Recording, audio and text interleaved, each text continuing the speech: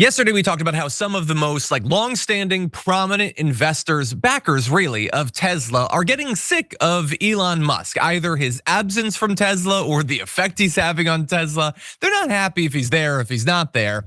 But now we know a little bit more about the numbers behind why they're so frustrated, because we've been expecting bad quarterly news on Tesla, and it is now here.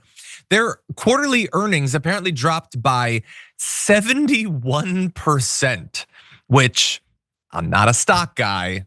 I don't think that's how it's supposed to go. They reported a 20% drop in car sales for the first 3 months of the year, which is bad enough by itself. But then this compared to the same period over last year. Profits went down by more than 70%, which is very, very, very significant. They reported a 9% decline in revenue for the first 3 months of the year. Earnings totaled $409 million. That's down from $1.4 billion in the first quarter of last year.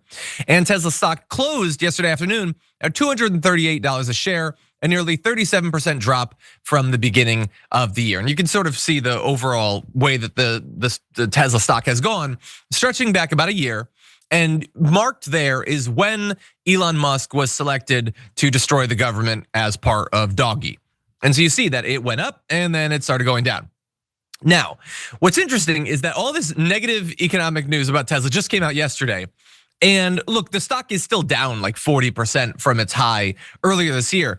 But the stock market still makes basically no sense whatsoever. The stock went up this morning. How does that make any sense? Like, you just found out that they're in a terrible, no positive news has come out that should make it go up. We just found out that they're way less profitable than they were. Their brand, like the brand approval they have is way down. They're selling less cars and the stock went up.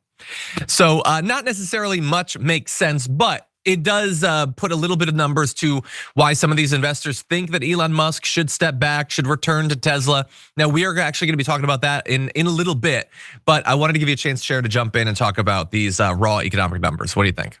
Well, they're terrible, okay? Well, Tesla, anyway, terrible, as you said.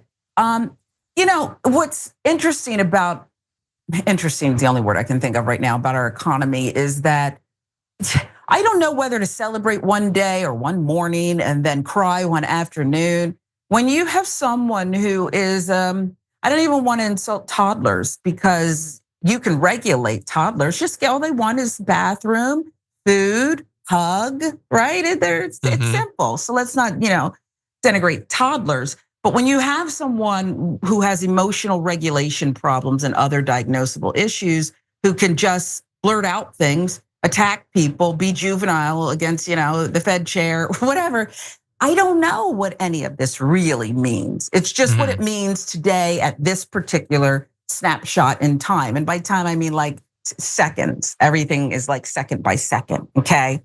Yeah. So, what do you say about that? Yeah, it's nonsensical. It's irrational in a lot of ways. I mean, there's little mini blips of, well, I mean, theoretically it went down, so somebody could be buying. But again, you'd still be okay, buy low, sell high makes sense, but you buy low with the assumption that it is going to go up again. If I told you stock is down, that makes it a good deal. Oh, it's also gonna lose 50% more the following year. You'd be a dum-dum to buy the stock, even though it's already low. And so you might be thinking, okay, well, John, you're probably missing something. Like the numbers are down, the stock price is down. So as long as the forecast looks good, then you should buy it. The company warned their investors that the pain could continue, declining to offer a growth forecast while saying, quote, changing political sentiment could meaningfully hurt demand. They also pointed out that Trump's tariffs on China weighed heavily on Tesla.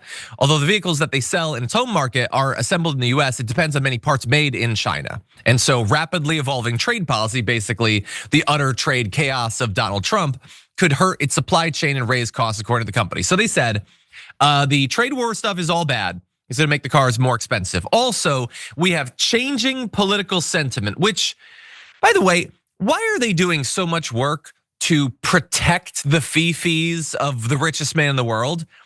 Elon Musk being a hated D-bag, that's what you mean. You mean that He has been very clear about what he thinks about a great many things politically. He's done a whole lot of hand signals and all that, and people despise him. They hate his guts as a result of that. Why are you protecting him? It's him. He's a drag on the brand. Why is he still the CEO? Again, speaking about things that are utterly irrational, things that are nonsensical, the dude doesn't know anything about cars. He puts you down this horrible path for the Cybertruck when you should have been developing more affordable cars or updating your popular models that are now pretty out of date by a number of years. Instead, you decided to do this stupid juvenile vanity project because of Elon Musk. Oh, and also he's ruined your reputation. It's gotten so bad for Tesla's brand identity that the federal government had to declare protests against Tesla as terrorism to try to stop people from doing it. And yet you keep him in charge. That seems stupid to me.